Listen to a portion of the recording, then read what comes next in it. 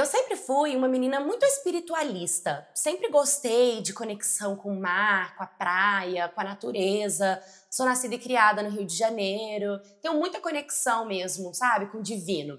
Então, desde pequena, eu sempre busquei aquele lugar onde eu pudesse me encontrar, onde eu pudesse estar bem, porque eu sempre senti uma coisa dentro de mim, sabe, um vazio, uma falta, alguma coisa no meu coração. Com o tempo, foi passando e tudo, eu encontrei, né, uma religião chamada Umbanda, que eu fui pesquisar um pouco mais sobre, fui estudar um pouco mais sobre, e quando eu cheguei lá, eu gostei do ambiente, eu gostei do lugar, eu achei o lugar agradável, né, as mães de santo me abraçaram, me acolheram, me trataram super bem, e ali eu senti que eu podia, né, ser eu. E naquele momento eu comecei, só que quando eu entrei com tudo dentro dessa religião, né? Eu entrei com tudo, eu participava de tudo, das giras, de tudo que a gente fazia ali dentro. E o pai de santo, ele tinha uma filha, que essa menina, ela não gostava muito de mim, não entendia por quê, ela não gostava tanto de mim, não ia muito comigo, mas tudo bem, não tinha problema nenhum, o grupo era grande. E com o tempo, a gente acaba dividindo os grupos, não tipo grupinhos, mas um vai embora, né, com o outro, porque mora na mesma região, e aí a gente vai laçando, né, relações ali, estreitando relações com algumas pessoas. E uma dessas pessoas que eu estreitei relação, tinha um rapaz que ele tinha passado por um relacionamento de 7 anos. E ele conversava comigo que ele tinha acabado de terminar. Então, a gente se aproximou muito e ele conversava muito comigo, desabafava muito, a gente trocava muita ideia.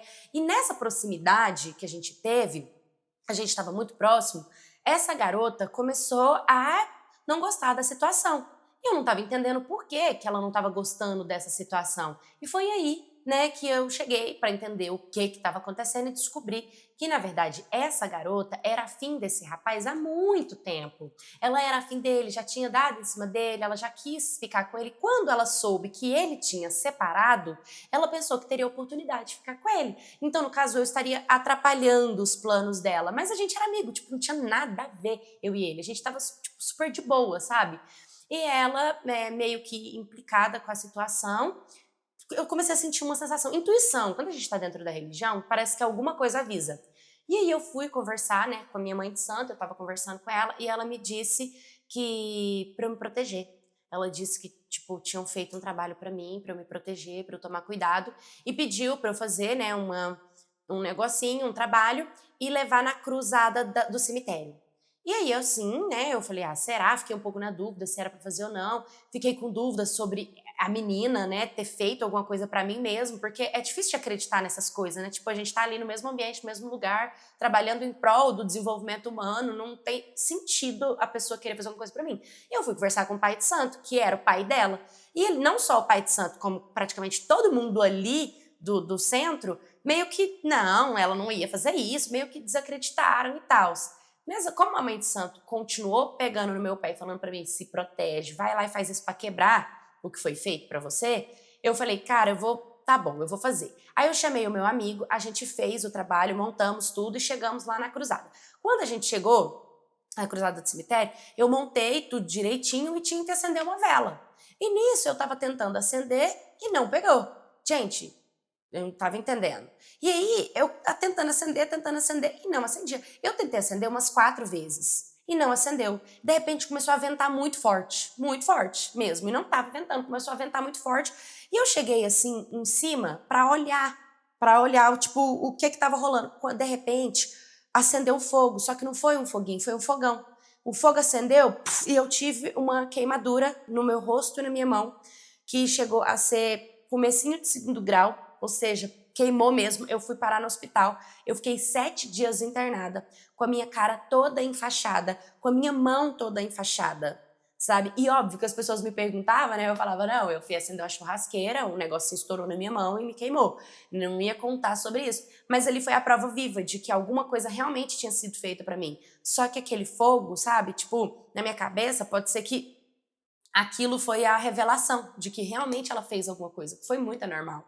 Eu fiquei muito mal com a situação, mas o que eu fiquei mais impactada foi como que ninguém ali daquele centro que eu estava praticando, né, que eu estava frequentando, eles não foram ali, só teve 2 pessoas que me mandaram mensagem, que perguntou como é que eu tava, que perguntou, e eram várias, sabe? E eu fiquei impactada, como que ninguém se importou, que ninguém tava aí. Eu percebi que realmente talvez tinha ali uma preferência, né? Tinha um grupo, eles iam defender essa pessoa, que eu não ia ter esse espaço de acolhimento ali dentro, e preferi que era melhor eu não continuar ali dentro. Fiquei muito chateada, me afastei da religião, né? Mas eu fiquei com aquela coisa no meu coração. Eu até ali falei, cara, não vou desistir de entender mais sobre espiritualidade. Eu fiquei um pouco neutra. Falei, mas eu vou dar um tempo, porque eu entrei de cabeça e falei, vou dar um tempo agora. Fiquei na minha, né? E aí o tempo foi passando, pessoas vão entrando na sua vida, a gente continua orando dentro da casa da gente, a gente continua praticando, né, a nossa fé, a gente continua buscando o desenvolvimento. Quem gosta de espiritualidade sempre vai estar envolvido na espiritualidade. E foi quando uma outra amiga conversou comigo e ela falou pra mim que, em vez da Umbanda, por que eu não conheceria o Candomblé, por que eu não iria lá e tal. Eu fiquei um pouco assim, falei, tá, eu vou, né? E aí eu fui, só que antes eu fui várias tarólogas, eu consultei minhas mães de santo pra realmente entender se essa religião era uma religião boa pra mim, pra eu ser praticante, se ali eu teria o meu acolhimento, se ali eu poderia realmente ir pra não acontecer o que aconteceu dentro do primeiro centro. E todo mundo falou que ia dar tudo certo pra mim, que apareceu no meu caminho essa oportunidade, né, pra eu poder me dedicar, e foi o que eu fiz. Então eu peguei e fui conhecer o Candomblé, e quando eu entrei, eu encontrei uma pessoa maravilhosa, assim, as mães de santos todas me acolheram muito. Só que ali, pela primeira vez, quando eu conheci minha mãe de santo, eu me senti muito acolhida, sabe? Eu me senti muito amada. Parece que aquele medo, aquele vazio, aquela sensação de tristeza, aquela angústia, aquela dor, aquela coisa que eu carregava, sabe? Que estava faltando. Parece que ela, tipo, acolheu, assim, e eu me senti muito, muito, muito abraçada. Fiz tudo o que tinha que ser feito para entrar na religião, para ser pertencente da religião. Tenho muito acolhimento das minhas mães de santo.